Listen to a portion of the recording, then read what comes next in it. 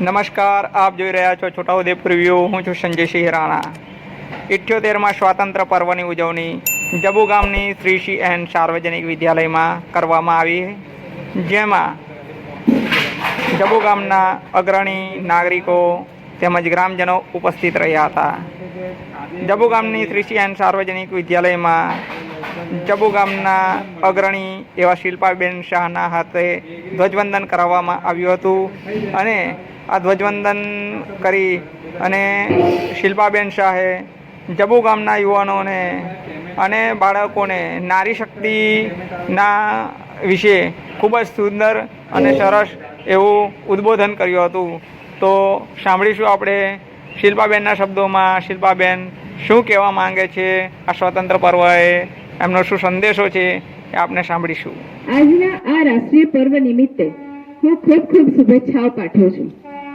15મી August આપનો સ્વતંત્ર દિવસ સેંકડો વર્ષોની અંગ્રેજોની ગુલામીમાંથી મુક્ત થવાનો પવિત્ર તહેવાર તથા સ્વતંત્રતા અપાવનાર સ્વતંત્ર વીરો અને ક્રાંતિકારીઓને અંજલિ આપવાનો દિવસ.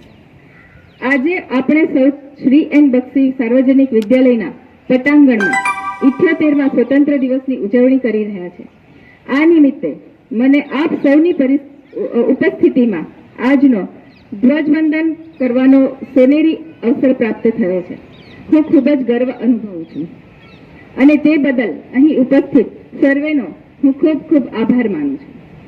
આજના આ ગૌરવશાળી દિવસે વીર ભગતસિંહ, ચંદ્રશેખર આઝાદ, સુભાષચંદ્ર બોઝ, આપણા રાષ્ટ્રપિતા ગાંધીજી તથા અનેક નામી અનામી સ્વતંત્રતા સેનાનીઓને યાદ કર્યા વગર નથી રહી શકતા.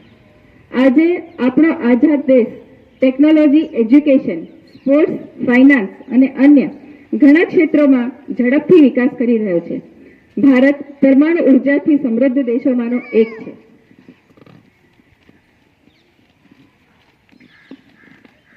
આપણા દેશને આઝાદી પ્રાપ્ત થયા પછી આજની મહિલાઓમાં પણ જાગૃતિ એટલા જ પ્રમાણમાં દેખાઈ રહી છે. વિજ્ઞાન, ટેકનોલોજી હોય કે રમતગમતનું ક્ષેત્ર હોય, દરેક જગ્યાએ મહિલાઓ પોતાનું આગવું યોગદાન આપી રહી છે.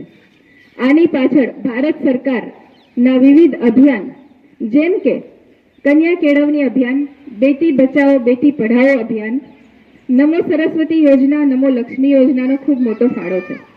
આજે મહિલાઓ પુરુષ સાથે ખભે ખભા મિલાવીને આગળ વધી રહી છે. સ્ત્રીઓ શક્તિનું સ્વરૂપ છે. આજે આપણા ભારત દેશના રાષ્ટ્રપતિના સર્વોચ્ચ સ્થાન પર એક મહિલા શ્રીમતી દ્રૌપદીજી મુર્મુ બિરાજમાન છે. હું પોતે આ શાળાની ભૂતપૂર્વ વિદ્યાર્થીની રહી ચૂકી છું અને આજે આ શાળાની સંચાલન વ્યવસ્થામાં સ્થાન પ્રાપ્ત કરીને ખૂબ જ ગર્વ અનુભવું છું. આ સ્વતંત્રતા દિવસ પર ચાલો આપણે આપણી આઝાદીને આનંદથી ઉજવીએ, પરંતુ ભારતના ભવિષ્ય પ્રત્યેની આપણી ફરજો અને જવાબદારીઓને પણ યાદ કરીએ. દરેકને રાષ્ટ્ર માટે પ્રેમ, ગૌરવ અને બલિદાન આપવાની ભાવના હોવી જ જોઈએ. ચાલો સાથે મળીને આપણે ભારતને એક એવું રાષ્ટ્ર બનાવી શકીએ કે જે વૈશ્વિક સ્તરે શ્રેષ્ઠ છે અને વિશ્વને પ્રેરણા આપતું રહે. ના जियो धर्म के नाम पर, ना मरो धर्म के नाम पर, इंसानियत ही है धर्म वतन का, बस जियो वतन के नाम पर. जय हिंद, जय भारत.